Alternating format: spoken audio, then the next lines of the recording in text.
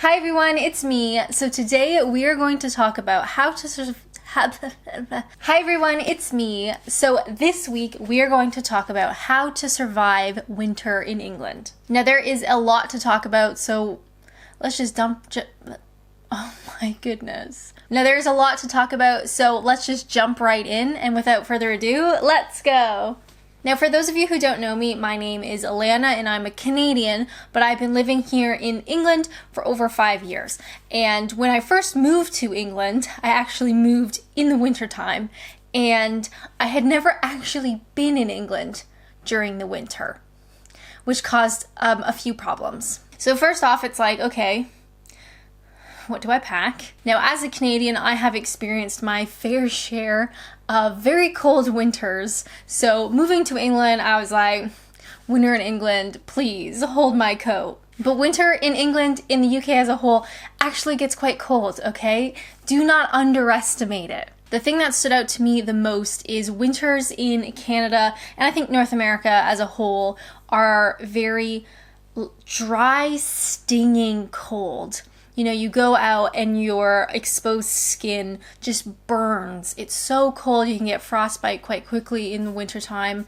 It's a really dry, hot, stinging kind of cold, if that makes any sense at all. But here in England, I mean, I'll look at the temperature and it's 1 degree, but it feels so cold because it's just like that really wet cold. It like sinks into your bones kind of cold. So if you are moving to England from a country that has quite severe winters, just be aware it does still get cold here. So the first question, coats. And that was one of my biggest questions when I moved. Now back home in Ontario, I had a really big, puffy, long, thick winter coat, and it's very, very warm, and it was too big to bring on the airplane. So I thought I need to get something a little bit smaller. I actually bought my English winter coat when I was still back in Ontario. Shout out to Laura Petite's where I got this coat. Now, if you are coming to England in the winter, whether you're moving, whether you're visiting, you do need to have a winter coat that is warm. I prefer ones that are a little bit longer so it covers your butt and sort of the top of your legs, because if the wind is really cold, it's nice to have a longer coat. I also think it needs to be waterproof, because more likely than not, you are going to get rained on than you are going to get snowed on here in England. So a long coat, something that is waterproof. Also, hot tip, get something with a hood, because sometimes the weather changes very quickly. So the coat I bought for England was actually perfect. I did not drive when I first moved here, so every morning I would walk to the bus stop, wait at the bus stop, take the bus into work, walk from the bus stop to work. If it was raining in the winter, this coat was perfect. Long, waterproof, hood, warm. Those are the most important things when looking for a coat. Now, more recently, I bought my favorite coat, probably my favorite coat of all time, from Uniqlo, which is a really lovely store. Now, this coat, again, is long. Surprisingly, it is very warm, although it may not look it, but it is warm. Now, of course, this material should not be rained on. So I bought this coat more for if I was meeting friends at the pub, or I was going to someone's house, or I was jumping in the car to get groceries or to do errands. It's a lot less bulky, but it is still warm, and it is a really lovely coat. But if I know I'm going to be outside and it might rain on me, then definitely I go for my proper winter coat, because rain is something that definitely happens over the winter time, so you gotta be prepared. Now, in that vein, having a good umbrella kind of goes without saying. I would actually recommend, if you can get one of those compact umbrellas that zips up in its own little case, they are so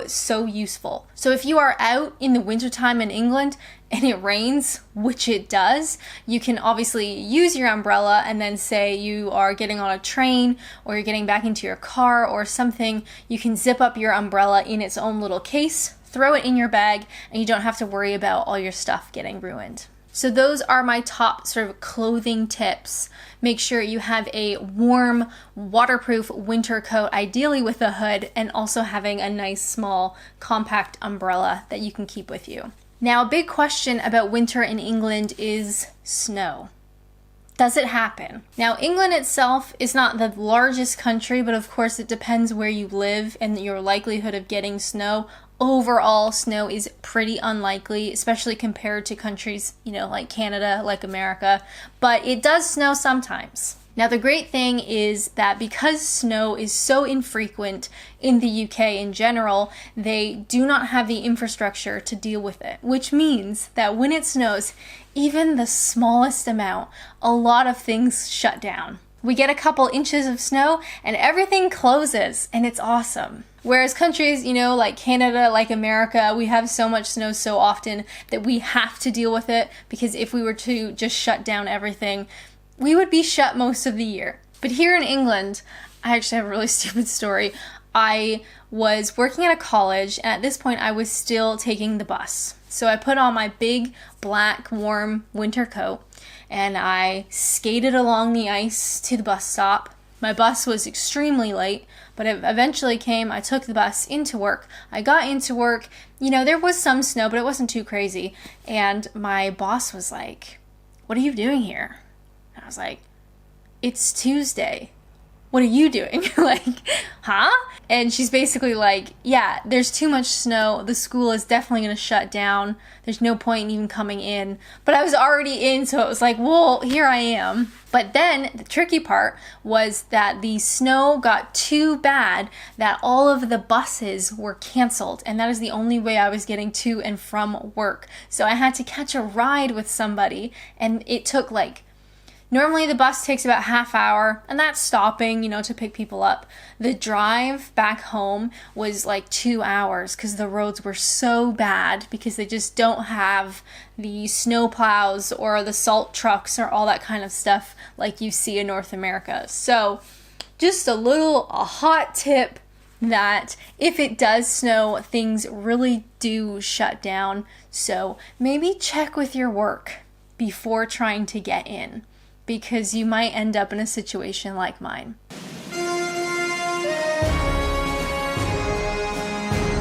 Now, there is a live tracking website that shows you all of the names and locations of gritter trucks in Scotland, or grit trucks. I don't know how you want to say that. The trucks that spew grit on the road. There's a live tracker, and the names of those trucks are brilliant. I wrote down 3 of my favorite that popped up. We have Mr. Plow, Sir Grits-a-Lot, and we also have a Gangsta Granny Gritter, which is just beautiful. So every wintertime you can check in on the grit trucks in Scotland. The names are hilarious, very funny. Scottish people, you're wonderful. Now, the temperature obviously depends on where in England you decide to live or visit or what have you. For me, I am in Kent, which is in the southeast of England. So we are quite south, so the weather, is pretty decent. However, it still gets cold. It gets a little bit snowy sometimes, and it still rains, obviously, a lot. But the funny thing is, like I was saying before, I've seen winters in Canada with the wind chill, minus 40 Celsius. It's very, very cold. Here, the other day, it was 1 degree Celsius. And it felt so cold. But in my mind, I knew it was 1. 1 in Ontario is very different from 1 in England. So again, it's that really wet, cold in your bones. That's, it's just cold, all right? Having said that, I did see the temperature reach 8 degrees the other day. So you just want to make sure that you're warm, that you have enough layers, that if you were to get rained on, you'll be okay. Now, I was actually in England during the Beast from the East winter storm. I actually made a video about it forever ago, and that was the most amount of snow I've ever seen in England, especially in Kent. It was unbelievable, and I have not seen snow since then. I think that was it for me. So it does happen, it's just infrequent. You're more likely to get rained on, which is why it's super important to have a winter coat that is rain-proof. And also have some good boots, That's probably important too. Some nice, rain-proof shoes. So you're in England for winter time, you've survived the outdoors, but now you're inside and you want to eat something really wonderful. So what is the best things to eat during winter in England? I'm so glad you asked, because I wrote a list. Now, unfortunately, England is kind of like the land of carbs. There's a lot of warm, filling carbs in this country, which is why I look the way that I do. And there are some wonderful foods that you can have. Now, these are available year-round, really, but they are the best when enjoyed during wintertime. So, things like a full English breakfast. I love having that in the wintertime. It's warm, it's filling, it's massive. It's just very, very comforting during the winter. Same goes for Sunday roast or a roast literally any time of the week. Again, very warm, filling, maybe a big mug of coffee or tea. I've actually started drinking tea. It only took me 5 years living in England and now I'm drinking tea. Also, of course, mulled wine at Christmas. I did a video taste testing mulled wine. It's very Christmassy, wintry. It's very popular here in England. I also have shepherd's pie or cottage pie. Is so nice at wintertime. And if you can't be bothered to make one, Marks and Spencer do a wonderful cottage pie. All right, it's not that much money. It's beautiful. Pop it in the oven.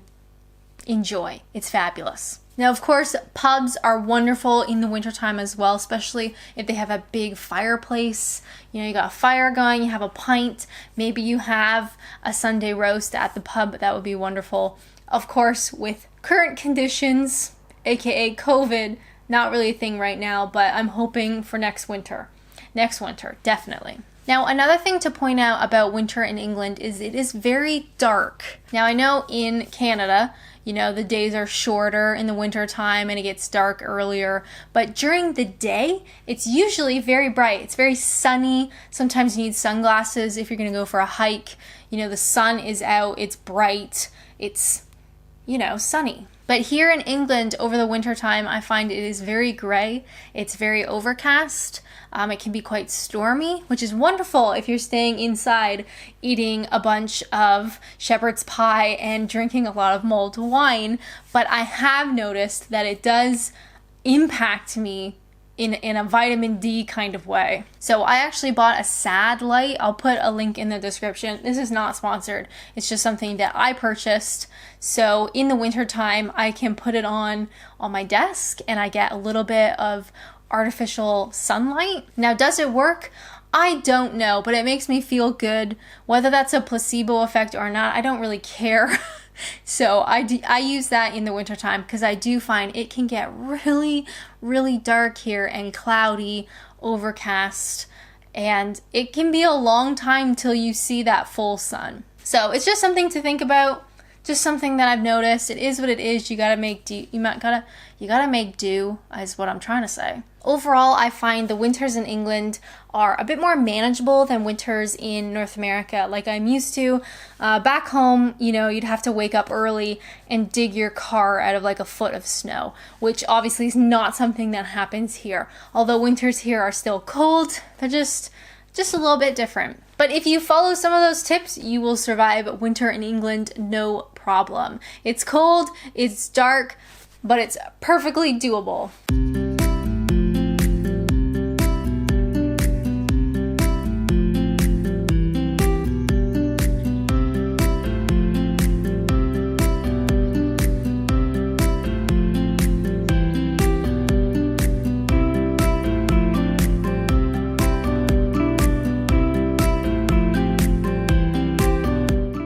I hope you guys liked this video. If you like my content, it would be really cool if you could subscribe, maybe leave a nice comment.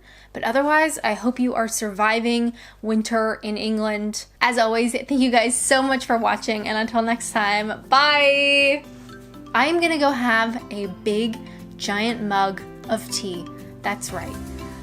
All of a sudden, I never drank tea, and now I'm drinking tea a lot. Anyway, I'm gonna leave now.